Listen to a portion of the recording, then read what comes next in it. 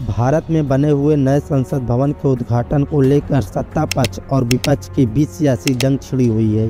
28 मई 2023 को प्रधानमंत्री श्री नरेंद्र मोदी जी इस नवनिर्मित संसद भवन का उद्घाटन करेंगे।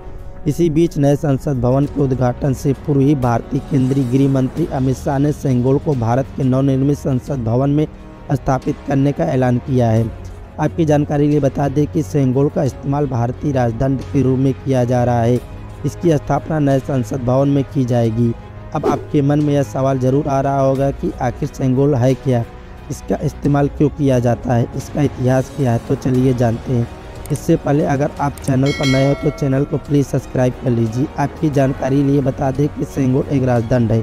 इसका इस्तेमाल चोल साम्राज्य में नए उत्तराधिकारी को सत्ता हस्तांतरण के लिए किया जाता था। चोल साम्राज्य में जब कोई राजा अपना नया उत्तराधिकारी घोषित करता था तो उसे नए उत्तराधिकारी को सेंगोल राजदंड को एक प्रतीक के रूप में सौंपता था। दक्षिण भारत में तमिलनाडु में सेंगोल राजदंड को निष्पक्ष और न्यायप्रिय शासन का प्रतीक माना जाता है।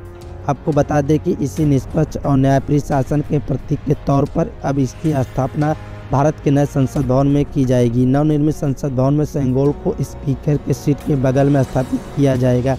सेंगोल के आधुनिक इतिहास में भारत की आज़ादी का भी एक किस्सा जुड़ा हुआ है।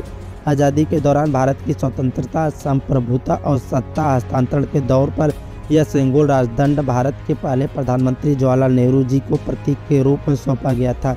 देश की आज़ादी के दौरान भारत के आखिरी वायसराय लॉर्ड माउंटबेटन सत्ता का हस्तांतरण करने के लिए कागजी प्रक्रिया पूरी कर रहे थे। इसी दौरान उनके मन में सवाल आया कि आखिर भारत की स्वतंत्रता, इसकी हस्तांतरण का प्रतीक क्या होगा। जवाहरलाल नेहरू जी के पास इस बात का कोई जवाब नहीं था, इसलिए उन्होंने लॉर्ड माउंटबेटन का यह सवाल भारत के पूर्व गवर्नर जनरल श्री चक्रवर्ती राजगोपालाचारी के पास ले गए।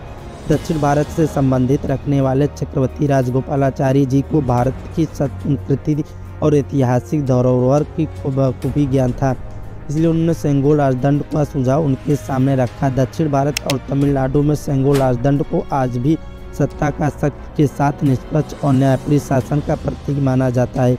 चक्रवर्ती राजगोपालाचारी जी के सुझाव अनुसार जौहरी द्वारा सोने के सेंगोल का निर्माण करवाया गया था तथा शीर्ष पर नंदी का विराजमान करवाया गया। तैयार होने के बाद इस राजदंड को थिरुवाई थिरुथरई मठ के राजगुरु द्वारा लॉर्ड माउंटबेटन के पास भेजा गया। कहा जाता है कि 14 अगस्त 1947 के दिन अर्धरात्रि के करीब यह स्वर्ण सेंगोल राजदंड तमिलनाडु की जनता द्वारा भारत के प्रधानमंत्री जवाहरलाल नेहरू जी को सौंप दिया गया। तभी यह सेंगोल राजदंड भारत की आज़ादी और अंग्रेजों द्वारा भारत की सत्ता हस्तांतरण का प्रतीक बन गया।